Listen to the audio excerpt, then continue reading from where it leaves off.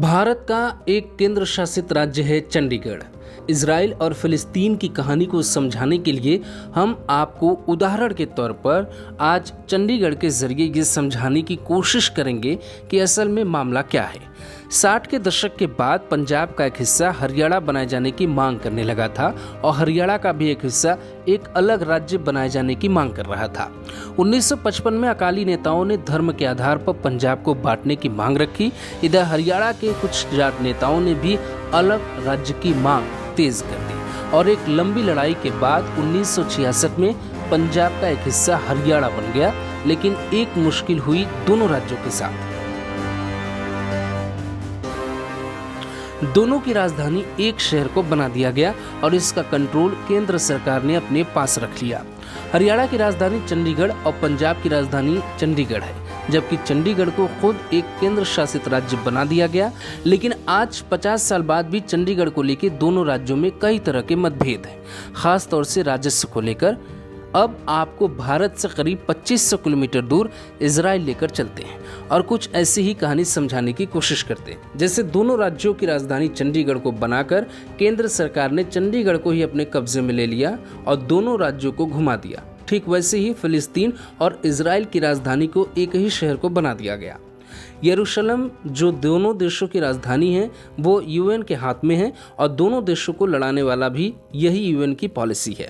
अब जैसे चंडीगढ़ में दोनों की राजधानी जरूर है, लेकिन दोनों राज्यों की ना तो पुलिस है और ना ही अधिकारी, क्योंकि केंद्र शासित होने के कारण केंद्र सरकार ही कंट्रोल करती है। दोनों राज्य समय समय पर उलझते रहते हैं। सारी लड़ाई यरूशलेम की कुछ इसी तरह की है। वर्ष 1948 में इजराइल एक राष्ट्र के तौर पर स्थापित हुआ, लेकिन उसे मध्य पूर्व के इस्लामिक देशों ने कभी भी मान्यता नहीं दी। हालांकि काफी संघर्ष के बाद ये तय हुआ कि पश्चिमी यरूशलेम के हिस्सों पर इजराइल का हक होगा और पूर्वी यरूशलेम के हिस्सों पर जॉर्डन का अधिकार होगा। वहां जॉर्डन की सेना तैनात रहेगी। इस तरह से तब यरूशलेम को बांटा गया, लेकिन ये बंटवारा अस्थायी था। धीरे धीरे इजराइल ने कब्जा कर लिया। 1967 में जब इजराइल ने सीरिया, जॉर्डन और फिलिस्तीनियों से युद्ध लड़ा तो उसने पूर्वी यरूशलेम और वेस्ट बैंक पर भी कब्जा कर लिया। यानी ये दोनों इलाके जो जॉर्डन के पास थे वो इजराइल ने उससे छीन लिए और तभी से इन इलाके में इजराइल और फिलिस्तीनियों के बीच हिंसक टकरार होते रहे। इजराइल दावा करता है कि पूरा यरूशलेम उसकी राजधानी है, जबकि फिलिस्तीनी पूर्वी यरूशलेम को भविष्य में फिलिस्तीन राष्ट्र की राजधानी मानते हैं। और अमेरिका उन चंद देशों में एक है जो पूरे शहर पर इजराइल के दावे को मानता है। सरल शब्दों में कहे तो ये सारी लड़ाई पूर्वी यरूशलेम के इलाके को लेकर है। यही वो अल अक्सा मस्जिद भी है जहां पर हिंसा भड़की। ये इलाका ईसाई, इस्लाम और यहूदी तीनों के लिए अहम है।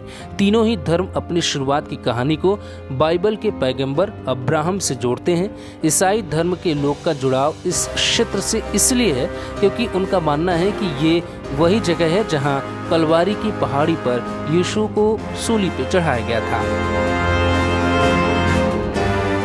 उनका मकबरा सफलका के अंदर स्थित है और ये उनके पुनरुत्थान का स्थल भी था, इसीलिए ईसाई इस जगह को मानते हैं।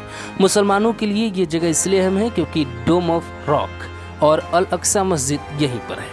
ये मस्जिद इस्लाम का तीसरा सबसे पवित्र स्थल है और मुसलमानों का मानना है कि पैगंबर मोहम्मद ने यात्रा के दौरान मक्का से यहाँ तक का सफ़र किया था। थोड़ी ही दूरी पर डोम ऑफ रॉक की आधारशिला है। मुसलमान मानते हैं कि पैगंबर मोहम्मद जन्नत की तरफ यहीं से चले गए थे। यहूदी यरूशलेम को इसलिए अपना बताते हैं क्योंकि उनका मानना है कि यही वो जगह है जहां आधारशिला रख पूरी दुनिया का निर्माण किया गया था और यहीं पर अब्राहम ने अपने बेटे आइजैक की कुर्बानी भी दी थी। यहूदियों वाले हिस्से में कोटेल या वेस्टर्न वॉल है।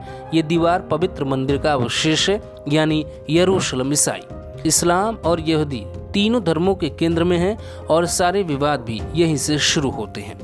यही है पूरे विवाद की कहानी और यही है वो यूएन की बांटो और राज करने की पॉलिसी। यानी ये मुद्दा कभी खत्म होने वाला नहीं है और ना ही होता दिखाई दे रहा है। एक दिलचस्प जानकारी ये भी है कि दुनिया के सबसे प्राचीन शहर में से एक यरूशलेम पर 52 बार हमला हो चुका है। 44 बार इस हमले में कब्जा भी हो चुका है। 23 बार आक्रमणकारी सेना इस शहर को घेर चुकी है, जिसमें सैकड़ों की जानें जाती रही हैं।